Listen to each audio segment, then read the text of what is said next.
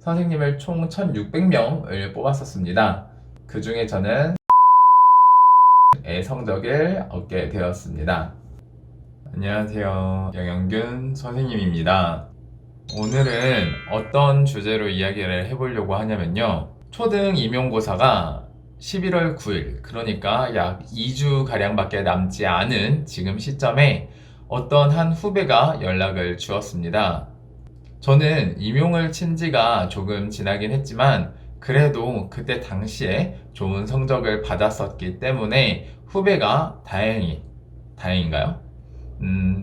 인정을 해줘서 질문을 해줬던 것 같아요. 시험이 얼마 안 남았는데 어떻게 공부하면 좋을지 묻는 질문들, 그리고 어떻게 하면은 성적을 잘 받았는지 그런 질문들, 그리고 제 성적은 얼마인지 조심스럽게 묻더라고요. 그래서 이번 기회를 바탕으로 우리 반 친구들에게 선생님이 얼마나 열심히 공부했는지 이야기도 할 겸 임용을 앞둔 많은 분들에게 조금이라도 도움이 되고자 영상을 찍게 되었습니다. 그래서 오늘 이야기해보고자 하는 거는 먼저 첫 번째로 많은 분들이 궁금해하실 임용 성적에 대해 이야기를 해보겠습니다. 그리고 두 번째로 시험이 얼마 남지 않은 지금 어떤 식으로 공부하면 좋을지 이야기해보도록 하겠습니다. 마지막 세 번째로는 임용 보는 날 경험담에 관련해서 재미삼아 말씀드려 보도록 하겠습니다. 시험을 준비하는 여러분 모두 화이팅입니다. 자, 먼저 첫 번째, 제 임용 성적에 대해서 말씀을 드려보려고 해요. 우선 사람마다 생각하는 기준이 다르고 누구는 꽤 잘 봤네? 라고 생각할 수 있고 누구는 저 성적 가지고 이야기를 해? 라고 말을 하실 수도 있어요. 그런데 저는 저 나름대로 공부를 했고 그리고 나름 괜찮은 성적을 받았다고 생각하기에 성적을 말씀드리려고 합니다. 지금 여기 성적표에는 1차 점수와 2차 점수가 같이 나와 있습니다. 저는 2016년도 경기도 임용을 응시를 하였고요. 그때 선생님을 총 1600명을 뽑았었습니다. 그 중에 42등의 성적을 얻게 되었습니다. 엄청 좋은 성적은 아니지만 그래도 0.02배수, 상위 2% 정도의 성적이었어요. 제가 한 가지 가지고 있는 아쉬움은 여기 밑에 교육과정 점수와 논술 점수를 보시면 아시겠지만 제가 당시에 친구들보다 논술 점수가 많이 낮았던 걸로 기억합니다. 교육과정은 80점 만점에 저는 총 72점을 획득하였고요. 교직논술은 20점 만점에 약 14.33점을 받았었습니다. 그때 당시 1교시다 보니까 좀 긴장을 많이 해서 글이 잘 써지지 않았던 것 같습니다.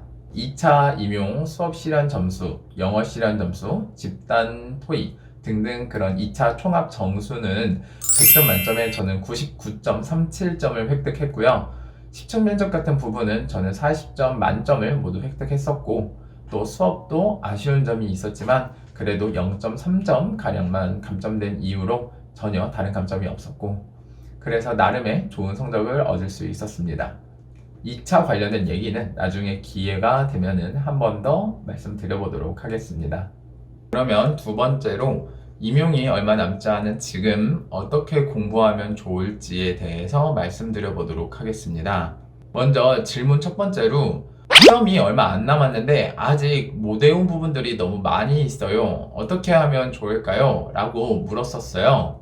지금 시간이 얼마 남지 않았는데 나는 교학방평도 아직 다 못 외웠고 성취기준도 아직 머릿속에 잘 안 들어오고 또 강론이나 지총 부분도 아직 이해를 다 못하겠어 라고 말씀하시거나 생각하시는 분들이 많으실 거예요. 이제 이 부분에 대해서 말씀드리면은 저도 약 8월, 9월 초까지 학교 근로장학생 일을 했었기 때문에 공부할 시간이 많이 있지 않았어요.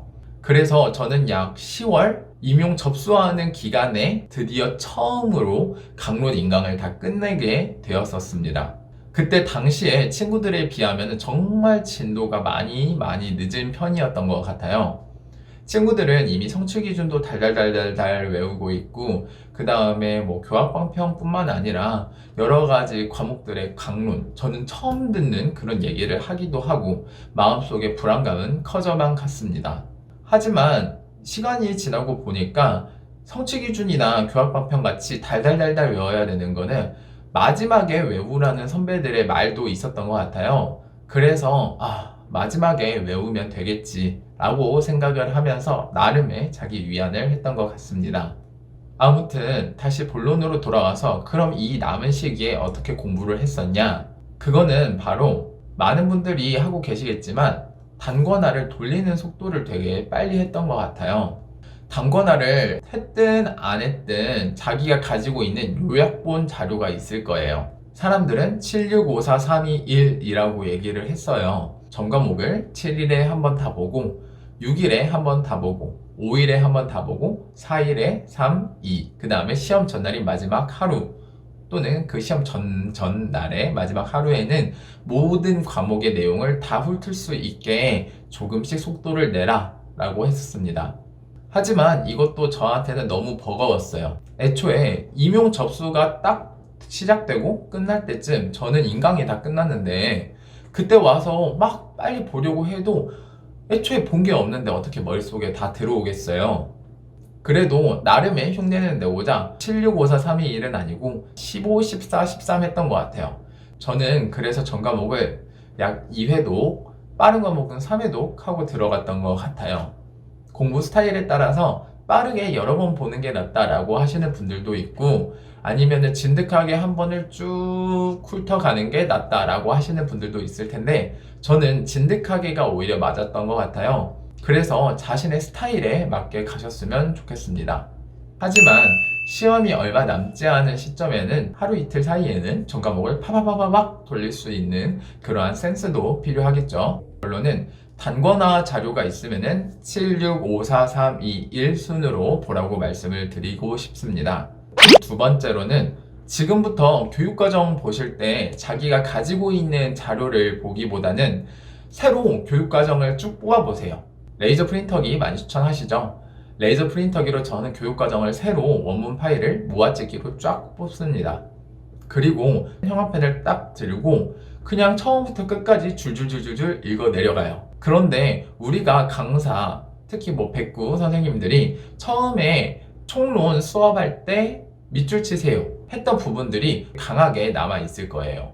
그러다 보니까 임용책에서 또는 강사가 집어주지 않은 부분들에 대해서는 되게 제가 간과를 하고 있더라고요. 교육과정을 처음부터 끝까지 새로 뽑아서 쭉 읽으시면서 강사가 강조하거나 내가 스스로 중요하다고 느꼈던 부분은 연한 형광펜으로 밑줄을 쳐보시고요.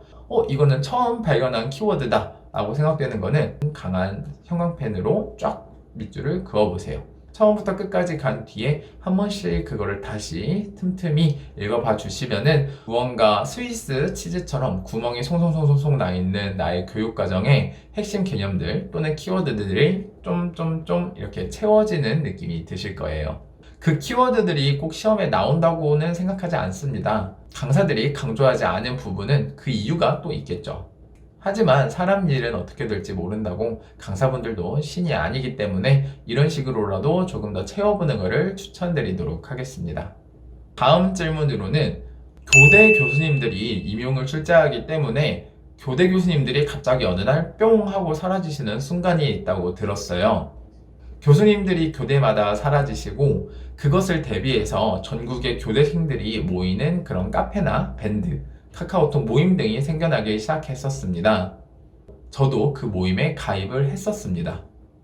그런데 그 모임에 가입하지 않는 임고생 분들은 불안하실 거예요. 저 정보가 진짜 필요할까? 이 부분에 대해서 나름의 해답을 드리자면은 저는 정보는 일단 필요하다고 생각합니다. 하지만 해본 결과 저는 몇몇 과목에 제한적으로 그 정보가 필요하다고 생각이 들었는데요. 제가 생각하는 필요한 과목은 예체능과 실과입니다. 특히 실과 같은 경우에는 가정생활과 기술의 세계가 나누어져 있고 교수님들이 확실히 자기 분야가 있으세요. 만약에 이 교수님이 의생활을 가르치시는데 사라지셨다. 출제자가 되셨다라고 이야기가 들린다면은 의생활 부분에 대해서 성취 기준이나 아니면 강론 부분을 임용 직전에 한 번 더 봐주면 정말 좋은 효과가 있을 거라고 생각합니다. 제 실제 사례로서는 십자수가 나왔었고 라인 트레이서의 로봇이 실과에 나왔었어요. 그래서 그 부분은 실제로 교수님들이 들어가셨다고 저는 그 모임에서 소식을 들었었고, 교육과정 시험이 시작되기 직전에 그 부분에 관련된 성취 기준과 그 다음에 강론 내용들을 파바바박 봤어요.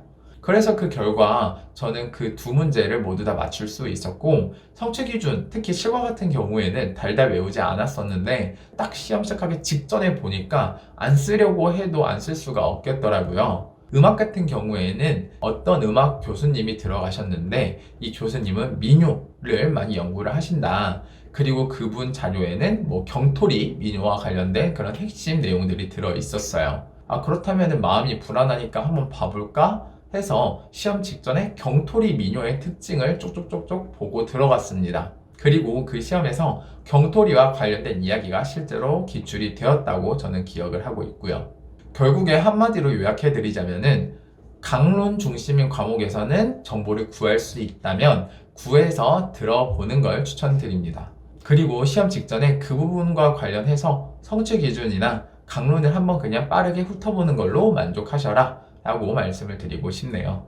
마지막으로 임용 후기 관련해서 사담으로는 제가 아까 말씀드렸는데 저는 편한 옷을 위해서 과 잠바와 그 다음 그런 트레이닝복을 입고 임용을 봤어요. 임용이 끝나고 멀리서 임용 보러 왔는데 이 지역에 온 기념으로 무언가 인기 있는 그런 맛집을 가보고 싶었어요.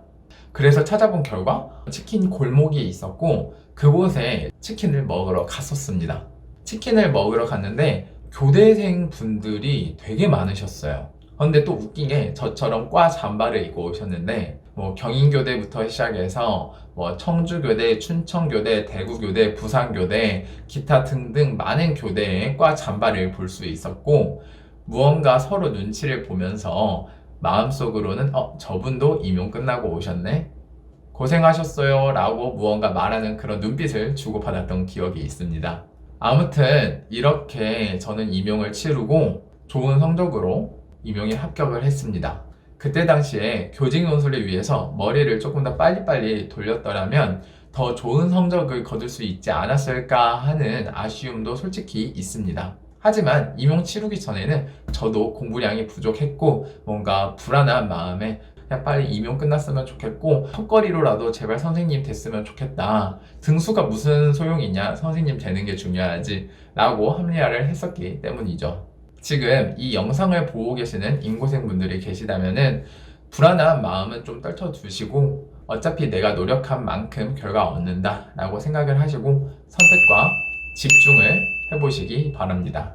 임용까지 얼마 안 남았는데 조금 더 힘내시고요. 임용 끝나고 맛있는 거 많이 드세요. 좋은 선생님 되시길 바라고 저 또한 좋은 선생님이 되기 위해서 더더욱 노력하도록 하겠습니다. 이상으로 안전한 영양균 선생님이었습니다.